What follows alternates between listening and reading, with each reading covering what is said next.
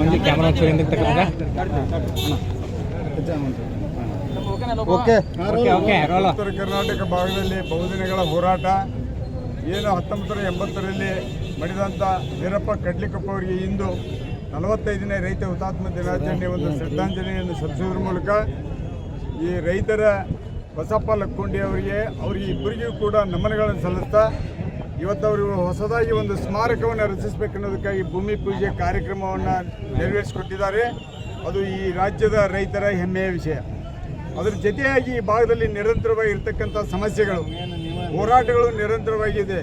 ಒಂದು ಮಹದಾಯಿ ಕಳಸಾ ಬಂಡೂರಿ ಇರ್ಬೋದು, ರೈತರ ಒಂದು ಬೆಳೆ ವಿಮೆ ಬೆಳೆ ಪರಿಹಾರ ಹಾನಿಯಾದ ಕೊಡುವಂಥ ಸಮಸ್ಯೆ ಇರ್ಬೋದು, ಹಲವಾರು ರೈತರ ಭೂಮಿಯ ಒಂದು ಭೂ ಸ್ವಾಧೀನ ಪಡಿಸ್ಕೊಳ್ಳಕ್ಕಂಥ ವಿಷಯಗಳಿರ್ಬೋದು.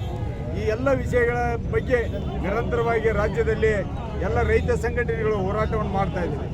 ಆ ಹೋರಾಟದ ವಿಷಯಗಳನ್ನು ಇವತ್ತು ರಾಜ್ಯ ಹಾಗೂ ಕೇಂದ್ರ ಸರ್ಕಾರಗಳು ಒಂದು ಆದ್ಯತೆ ಮೇಲೆ ತಗೊಂಡು ರೈತರ ಬೇಡಿಕೆಯನ್ನು ಆಲಿಸಬೇಕು, ರೈತರ ಬೇಡಿಕೆಯನ್ನು ಮನ್ನಿಸಬೇಕು, ಕೂಡಲೇ ಜಾರಿಗೆ ತರಬೇಕು ಅನ್ನುವಂಥ ಒತ್ತಾಯವನ್ನು ನಾನಿವತ್ತು ರೈತ ಹುತಾತ್ಮ ವೇದಿಕೆ ಮೂಲಕ ಹೇಳಲಿಕ್ಕೆ ಬಯಸ್ತೇನೆ.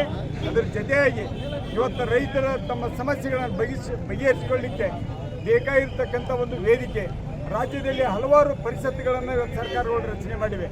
ಸಾಹಿತ್ಯ ಪರಿಷತ್ ಇರ್ಬೋದು, ವಕೀಲರ ಪರಿಷತ್ ಇರ್ಬೋದು, ಚಿತ್ರಕಲಾ ಮಂಡಳಿ ಪರಿಷತ್ ಇರ್ಬೋದು.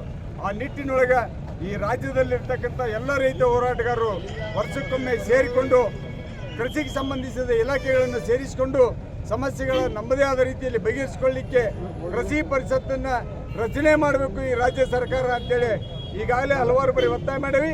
ಈಗೂ ಕೂಡ ತಮ್ಮ ಮೂಲಕ ರಾಜ್ಯ ಸರ್ಕಾರಕ್ಕೆ ನಾನು ಕೇಳುವಂಥದ್ದನ್ನು ಮಾಡ್ತಾ ಇದ್ದೀನಿ. ಸರ, ಮಹದಾಯಿ ಯೋಜನೆಗಾಗಿ ಅದಿಷ್ಟೊಳಗೆ ಆಗಬೇಕಾಯಿತು. 2018ರಲ್ಲಿ ನ್ಯಾಯಾಧೀಕರಣ ಜಡ್ಜ್ಮೆಂಟ್ ಆಗಿದೆ, 20ರಲ್ಲಿ ಗೆಜೆಟ್ ನೋಟಿಫಿಕೇಶನ್ ಆಯಿತು, 22ರಲ್ಲಿ ಅದು ಒಂದು DPR ಅಪ್ರೂವಲ್ ಆಯಿತು.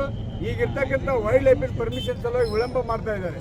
ಇದನ್ನು ಯಾವುದೇ ಹಂತದಲ್ಲಿ ಕೇಂದ್ರ ಸರ್ಕಾರ ವಿಳಂಬ ಮಾಡಬಾರ್ದು. ರಾಜ್ಯ ಸರ್ಕಾರನೂ ಕೂಡ ಆ ಎಲ್ಲ ಅನುಮತಿಗಳನ್ನು ಪಡೆದುಕೊಳ್ಳೋದಕ್ಕಾಗಿ ಮುತುವರ್ಜಿ ವಹಿಸಿ ಕೇಂದ್ರ ಸರ್ಕಾರದ ಜೊತೆ ಸಮನ್ವಯತೆಯಿಂದ ಆ ಕೆಲಸವನ್ನು ಮಾಡಬೇಕು. ಇಲ್ಲಿ ಯಾವುದೇ ಪಕ್ಷಗಳು ರಾಜಕಾರಣ ಮಾಡದೆ ಮತ್ತೊಬ್ಬರ ಕಡೆ ಬೆರಳು ತೋರಿಸೋದನ್ನು ಬಿಟ್ಟು ಸಮನ್ವಯತೆಯಿಂದ ಕೆಲಸವನ್ನು ಕೂಡಲೇ ನೆರವೇರಿಸಿಕೊಡ್ಬೇಕಂತ ಒತ್ತಾಯವನ್ನು ಮಾಡ್ತೇವೆ.